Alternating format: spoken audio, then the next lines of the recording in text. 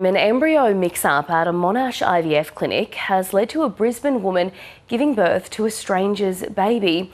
The discovery raises serious legal and ethical questions, and for more, I'm joined now by a lecturer at Sydney Law School, Dr. Christopher Rudge. Chris, thank you so much for coming into the ABC this afternoon.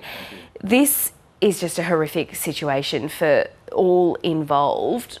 What is sort of the next step here for both the clinic and the families? Well, I think there's a number of potential legal actions that can be taken. First of all, I think, determinations about parentage could be on the agenda. So we've got an interesting mix of Commonwealth, federal law, as well as state law here. So those questions, interestingly, relate to consent. So there might be a question of whether the parents consented to this particular treatment, given that the wrong or an unexpected egg was used. So that's one issue. Another issue is, of course, and I think it's been admitted by the clinic, that there has been an error here, and whether that error constitutes medical negligence is going to be at the forefront of the minds of all those involved. We could see potential actions by the child as well in the future. So there's a lot to consider. Yeah, absolutely. What does the law say about who are the legal parents of this little one? So, as I said, there's a mix of federal and state law. So that's because the Constitution allows the Commonwealth to make laws about matrimony and marriage. And so the Family Law Act is really designed around matrimonial and marriage acts. And I'm not sure about the matrimonial or marriage relationships of the parents here. But again, it's really based around consent. And so there's a presumption that the parents in a procedure, in an ART procedure, who are, the recipients of a donated egg, will be the parents, both the father, the relevant expected father, and the mother. However, that's subject to consent to the procedure. And here there might be a question as to that consent. And so that might enable the parents, if they're inclined to do so, to rebut that presumption, meaning that they could challenge the parental rights, either one of the parties here, the parents who are, who will raise the child, as we would expect, as well as those who have had a genetic relative being born without realising it. Yeah, it's a really complicated situation, and of course the law is one thing, but there are real lives impacted Absolutely. Here by this situation.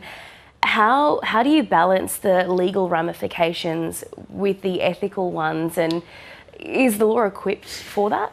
Well, I think when we talk about the law being equipped, we tend to wonder, has this occurred before?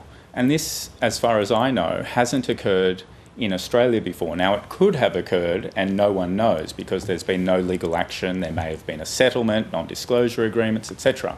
But there's been no case law, no litigation in respect of this particular wrongful reproductive wrong.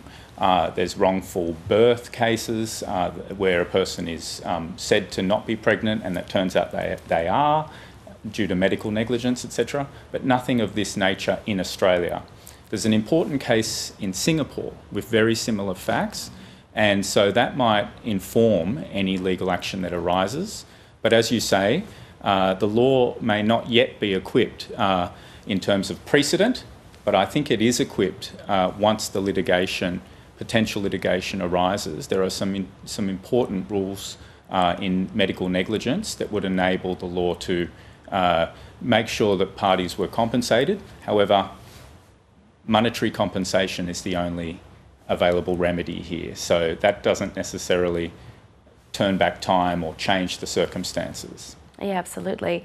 And you mentioned there, of course, that non-disclosure agreements and those sorts of things are often tied in with settlements and agreements of the like. So yes. I guess, is it likely that we'll ever find out what's happened here and I guess what the end result is?